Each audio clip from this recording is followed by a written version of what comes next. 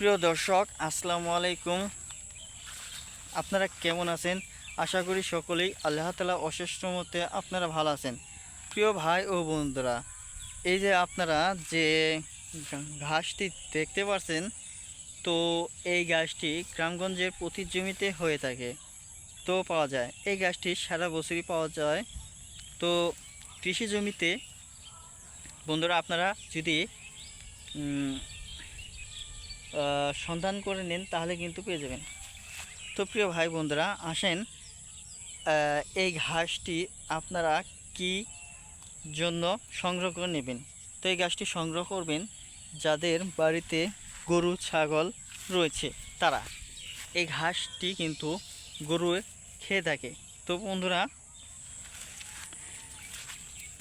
এই ঘাসটি কিন্তু বন্ধুরা গরু খেলে গরুর জন্য উপকার হয় বলে অনেকে বিশ্বাস করে থাকে।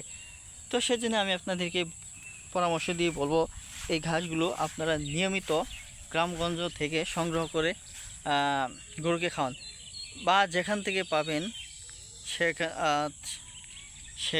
সেখান থেকে সংগ্রহ করে নেবেন। তো প্রিয় ভাই ও বন্ধুরা, এই ভিডিওটি আপনাদের কাছে কেমন লাগলো অবশ্যই আপনারা কমেন্টের মাধ্যমে জানিয়ে দেবেন। ধন্যবাদ আপনাদেরকে।